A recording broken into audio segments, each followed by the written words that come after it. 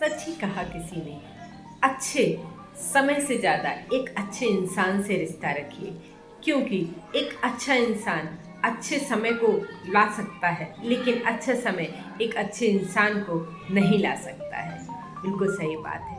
आज आपको एक छोटी सी कहानी सुनाते हैं। ये गौतम बुद्ध के उपदेशों संकलन से ली हुई कहानी है।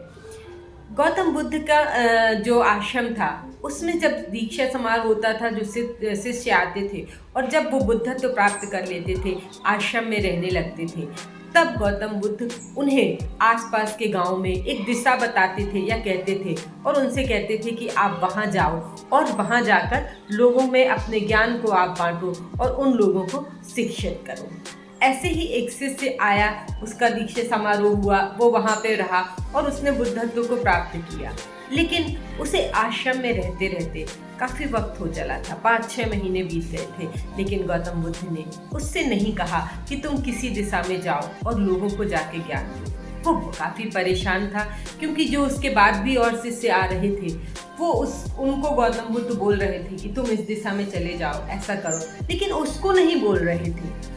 उससे एक दिन नहीं रहा गया और उसने गौतम बुद्ध से कहा, क्या कारण है?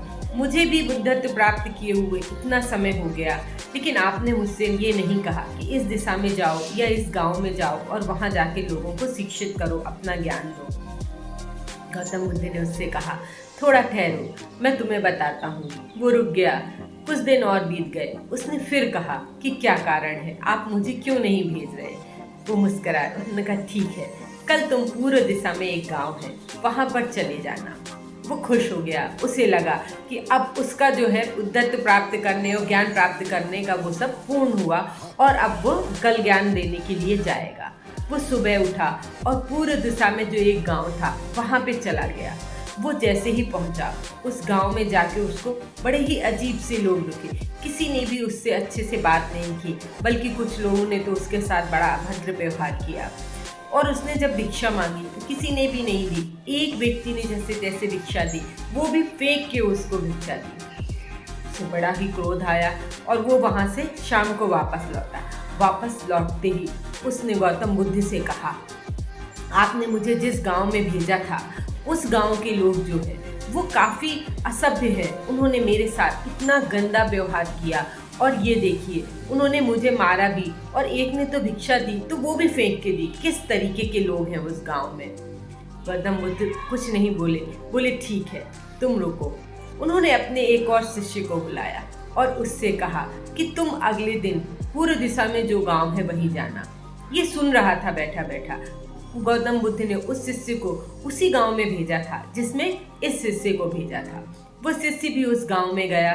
चूँकि उस गांव के लोग तो थे ही इस तरीके के, उन्होंने उसके साथ भी वैसा ही व्यवहार किया और उसको भी फेंक के भिक्षा दी और वो लौट के आया। जब वो लौट के आया तो गौतम बुद्ध ने देखा उसके शरीर पे भी चोट लगी हुई थी और तब उन्होंने उससे पूछा, तुम्हारे साथ क्या हुआ?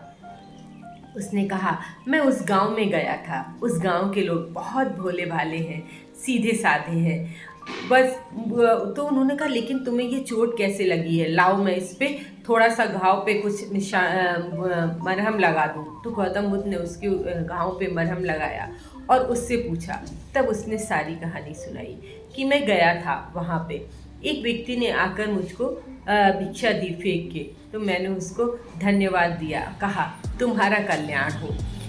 इसके बाद उसी गांव के एक बच्चे को चोट लग गई। मैं उसको जड़ी बूटी लाने के लिए पास की झाड़ियों में गया, जहाँ पे वो और कुछ आदिवासी लोग थे। उन लोगों ने मुझे देख के मेरे ऊपर आक्रमण कर दिया।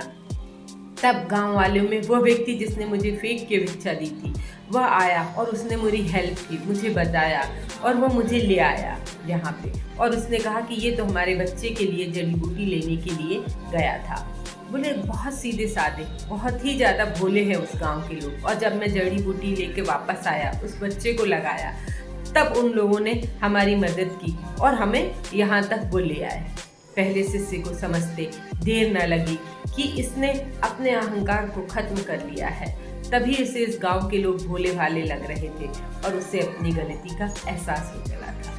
सच ही कहा था गौतम बुद्ध ने कि हम कितना ही ज्ञान प्राप्त कर लें, लेकिन वो ज्ञान जब तक हमारे चरित्र में, हमारे मन मस्तिष्क में और हमारे व्यवहार में नहीं आता है, वो सारा ज्ञान बेकार है। हम कितनी ही अच्छी बातें कर लें, लेकिन वो बातें जब तक हमारे व्यक्तिगत जीवन में या हमारे रोज़मर्रा के जीवन में हमारे सामने नहीं आती हैं, सब कुछ बेकार हो जाता है। कहानी तो छोटी सी थी, लेकिन हमें बहुत कुछ सिखा गई कि हम अपने जीवन में जो कुछ भी सीखते हैं, उस सीखे हुए को जब तक हम अपने जीवन में लागू नहीं करते, सब कुछ बेकार हो जाता है। सुनने से कुछ नहीं होता, हमें बहुत कुछ अपने जीवन में खुद भी शामिल करना पड़ता है। कैसी लगी आपको कहानी? अच्छी लगी? फिर मिलेंगे एक नई सोच, एक नई पहल के साथ। मैं नीलम।